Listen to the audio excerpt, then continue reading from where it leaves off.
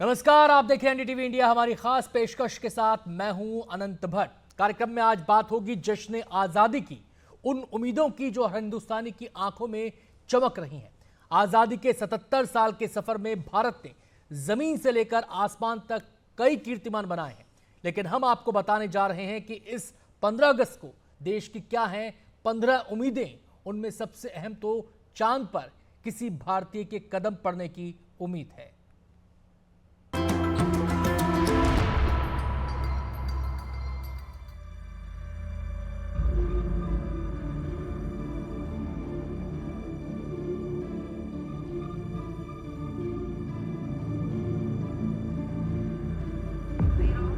कभी विज्ञान की रवायतों में, कभी इंसान के रूमानी ख्यालों में बसने वाला चांद दूर से जितना खूबसूरत लगता है, वो नजदीक से कैसा है, ये जानने की दिलचस्पी सदियों से जमाने को रही है।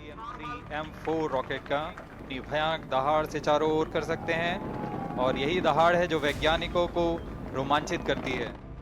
तभी तो भारत ने 2023 में अपना चंद्रयान चंद्रमा पर पहुंचा दिया।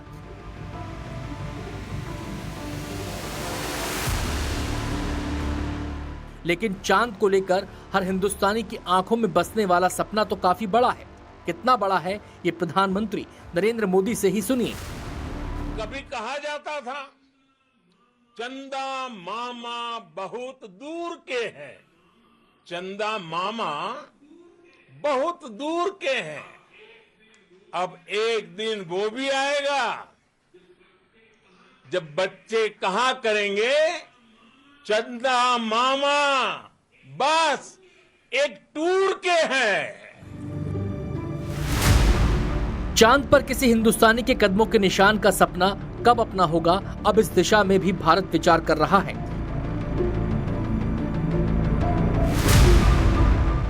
उन्नीस 1961 में सोवियत संघ के वोस्तोक 1 ने अंतरिक्ष में पहला मानवयुक्त मिशन शुरू किया था।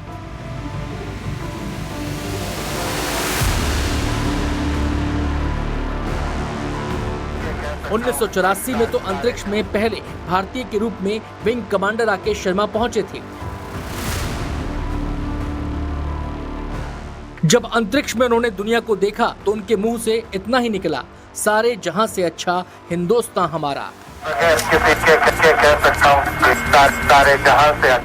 1984 में अंतरिक्ष में भारतीय के पहुंचने का सफर 2040 तक चांद पर अंगद की तरह पांव जमा देने तक पहुंच सकता है। भारत का लक्ष्य 2040 तक चंद्रमा पर मनुष्यों को उतारना है। चांद पर भारत के कदम तभी पड़ेंगे जब अंतरिक्ष में भारत का अपना स्टेशन हो।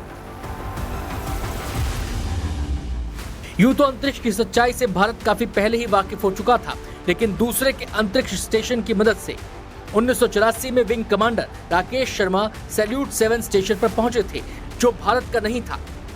इसी साल प्रधानमंत्री मोदी ने भारतीय अंतरिक्ष स्टेशन यानी BAS के प्रस्ताव को साकार करने की दिशा में कदम बढ़ाया। स्टेशन का लक्ष्य पृथ्वी से 400 किलोमीटर ऊपर परिक्रमा करना और 2035 तक BAS को स्थापित करने का है। इस स्पेस स्टेशन का वजन करीब 52 टन होगा, जो 27 मीटर लंबा और 20 मीटर चौड़ा होगा। भारत के अंतरिक्ष स्टेशन में आमतौर पर 3 से 4 अंतरिक्ष यात्री होंगे, लेकिन जरूरत पड़ने पर 6 अंतरिक्ष यात्री भी रह सकते हैं। इसका मकसद 20 दिनों तक अंतरिक्ष यात्रियों की मेजबानी करना है।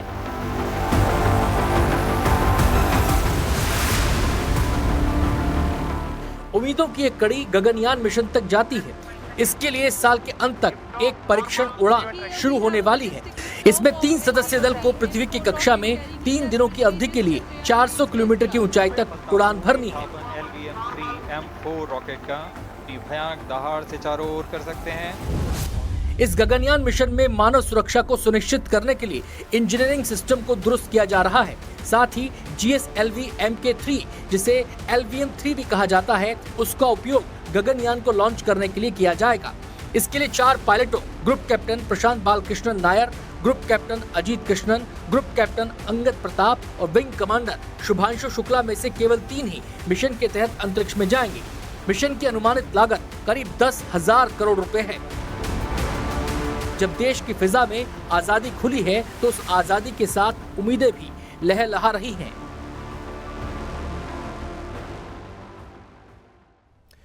मोदी सरकार विकसित भारत के संकल्प को सिद्धि में बदलने की बात करती है। इस सिद्धि में कई अहम उम्मीदें छुपी हैं। एक उम्मीद है भारत गरीबी मुक्त हो। एक उम्मीद यह भी है कि भारत में हर व्यक्ति शिक्षित हो। एक उम्मीद बेहतरीन स्वास्थ्य सुविधाएं हासिल करना भी है। एक उम्मीद है हर हाथ को रोजगार मिले।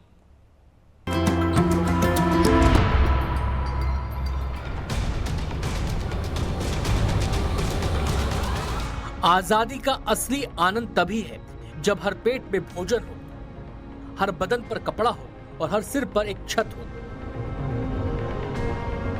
इसीलिए 15 अगस्त के जश्न में देश इस उम्मीद से भरा है कि जब 2047 में आजादी के 100 साल पूरे होंगे तो भारत गरीबी मुक्त होगा।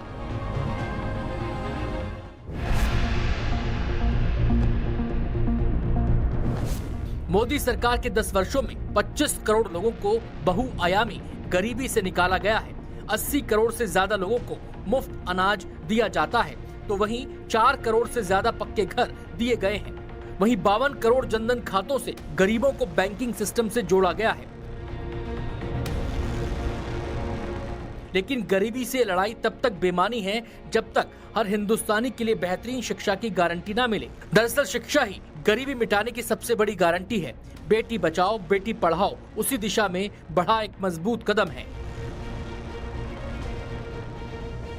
जो लोग अभी भी गरीबी से पीड़ित हैं, उनकी सहायता करने के साथ साथ उन्हें गरीबी से बाहर निकालने के लिए भी सभी प्रयास किए जा रहे हैं।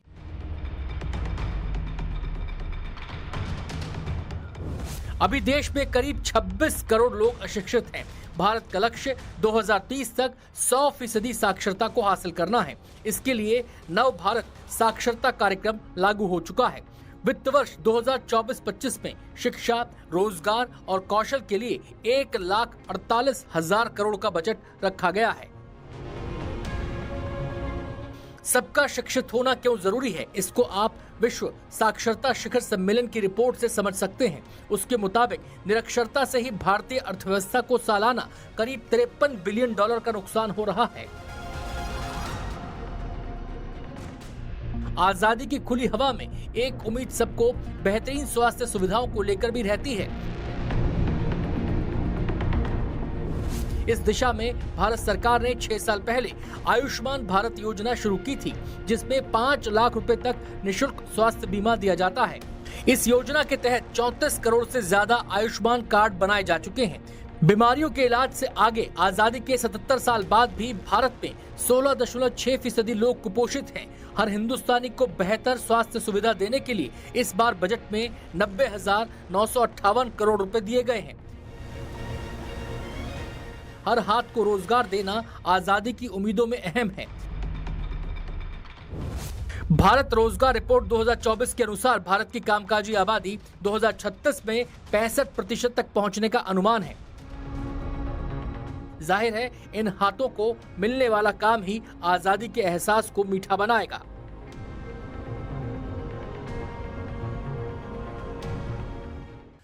पंद्रह अगस्त सिर्फ आजादी का जश्न भर नहीं है, बल्कि कुछ बड़ी उम्मीदें भी इससे जुड़ी हैं। एक बड़ी उम्मीद महिला सशक्तिकरण की भी है कि उनकी सम्मान और सुरक्षा का ध्यान रखा जाए।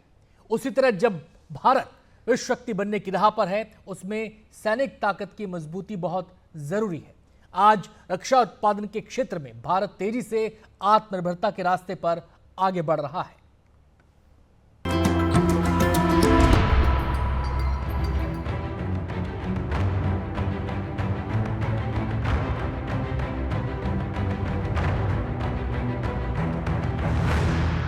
कभी भारत की सेना विदेशी मदद पर निर्भर रहती थी, लेकिन अब अपने पैरों पर खड़ा होने का कौशल इसे आ गया है। 2022-23 में भारत का रक्षा उत्पादन पहली बार 1 लाख करोड़ रुपए की सीमा को पार कर गया। आलम यह है कि अब भारत 85 देशों को डिफेंस प्रोडक्ट निर्यात करता है। लेकिन इतना ही काफी नहीं है। भारत को उम्मीद है कि जल्द ही वो जश्न आजादी आएगा जब भारत न सिर्फ सैनिक उत्पादों में आत्मनिर्भर होगा, बल्कि दुनिया की सबसे बड़ी ताकत भी हो सकता है। एक तरफ सेना का बल देश को मजबूत बनाता है तो दूसरी तरफ महिलाओं की ताकत से देश को ताकत मिलती है। उस महिला शक्ति के लिए जरूरी है कि उनके सम्मान और सुरक्षा की व्यवस्था मुकम्मल हो। महिला आयोग के मुताबिक 2023 में महिला से बलात्कार और बलात्कार की कोशिशों की 1539 घटनाएं हुई, जबकि अगस्त 2024 में 12 अगस्त तक ऐसी 900 घटनाएं हो चुकी हैं। कोलकाता में एक महिला डॉक्टर से बलात्कार और हत्या की घटना से आप समझ सकते हैं कि आजादी की सबसे बड़ी उम्मीदों में महिलाओं की सुरक्षा एक क्यों है।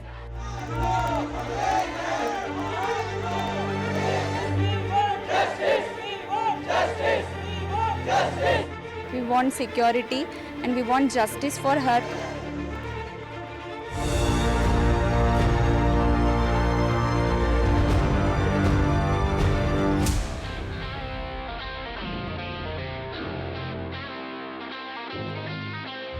हिंदुस्तान की बेटियां ऐसी हैं जहां मौका मिले वहां कामयाबी का झंडा गाड़ देती हैं। खेलों में भी उनके हुनर का सिक्का चलता है। इसलिए भारत अपनी आजादी के मौके पर जहां खेलों में महिला भागीदारी और बेहतर होते देखना चाहता है, वहीं इस उम्मीद की तरफ टकटकी लगाए देख रहा है कि कब भारत में ओलंपिक होगा। पेरिस ओलंपिक में भारत ने करीब 470 करोड़ रुपए खर्च किए और उसे कुल 6 मेडल मिले, जबकि 6 एथलीट चौथे नंबर पर रहे। 2032 तक तो ओलंपिक की जगह तय हो चुकी है, लेकिन उम्मीद है भारत 2036 की ओलंपिक की मेजबानी के लिए अपनी दावेदारी पेश कर सकता है।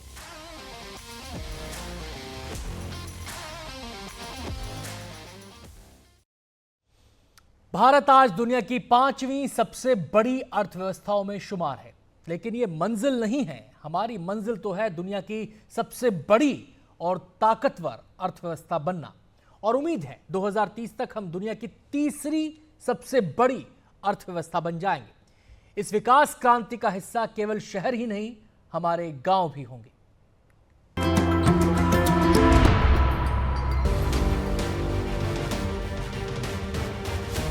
दुनिया की बड़ी आर्थिक ताकतों से हाथ मिलाना भारत का लक्ष्य नहीं है, बल्कि भारत का लक्ष्य खुद ही सबसे बड़ी आर्थिक ताकत बन जाना है।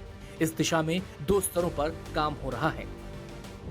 पहले चरण में 2030 तक भारत को दुनिया की तीसरी सबसे बड़ी अर्थव्यवस्था बनाने की उम्मीद है। लगातार आर्थिक सुधारों से भारत की इकोनॉमी 2030 तक $7 ट्रिलियन तक पहुंचने की उम्मीद है।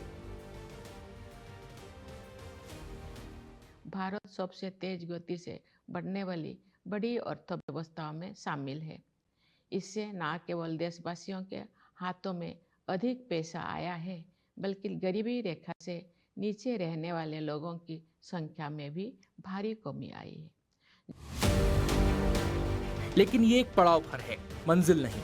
असली मंजिल तो दुनिया की सबसे बड़ी आर्थिक शक्ति बनने की है। इस दिशा में बढ़ते कदमों को तेजी से होता शहरीकरण भी दर्शाता है। संयुक्त राष्ट्र की एक नई रिपोर्ट के अनुसार 2028 तक दिल्ली के इस धरती पर सबसे अधिक आबादी वाला शहर बनने का अनुमान है। वहीं विश्व बैंक की रिपोर्ट में कहा गया है कि 2036 तक इसके कस्बे और शहर 600 मिलियन लोगों यानी 40% आबादी का घर होंगे। नीति आयोग के सीईओ परमेश्वरन अय्यर के मुताबिक 2047 तक भारत की 50% आबादी शहरी क्षेत्रों में रहेगी। आबादी का शहरों की तरफ रुख करना डिजिटल इंडिया में नई क्रांति की उम्मीद भी जगाता है। सरकार का लक्ष्य 2027-28 तक $1 ट्रिलियन की डिजिटल अर्थव्यवस्था बनना है। जिस तरह 2015 से 2021 के बीच ग्रामीण इंटरनेट सदस्यता में 200% की वृद्धि हुई है, जबकि शहरी क्षेत्रों में 158% की वृद्धि हुई है, उससे भारत की डिजिटल कनेक्टिविटी सबसे बेहतर होने की उम्मीद है। यानी भारत की अर्थव्यवस्था को रफ्तार डिजिटल क्रांति और जनसंख्या के सही इस्तेमाल से मिल सकती है।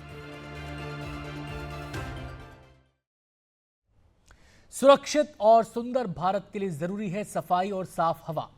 सफाई और साफ हवा के लिए क्या है उम्मीदों का रोड मैप, बताएंगे आपको एक छोटे से ब्रेक के बाद।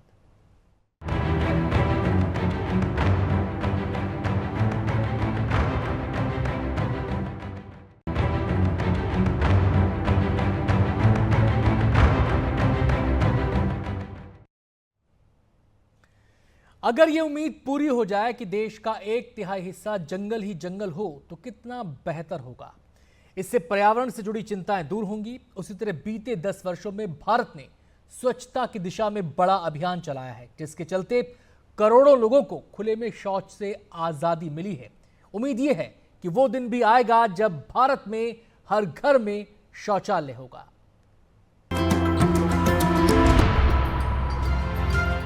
राम राम सारा ने क्या अंकित, तो आज हम तुझसे कुछ सीखेंगे।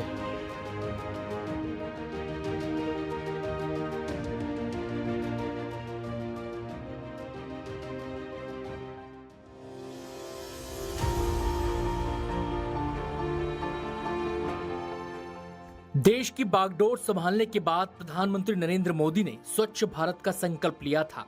उसका लक्ष्य 2019 में महात्मा गांधी की 150वीं जयंती तक देश को खुले में शौच से मुक्ति दिलाना था। इसके तहत 14 मार्च 2024 तक करीब 12 करोड़ शौचालय बनाए गए। लेकिन उम्मीद की जा रही है कि वो दिन भी जल्द आएगा जब हर घर में शौचालय होगा।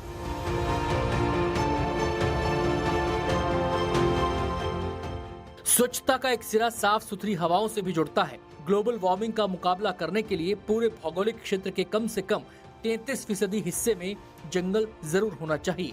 अभी भारत के पास करीब 22% क्षेत्र में जंगल है। जाहिर है अभी 50% और जंगल की उम्मीद देश कर रहा है।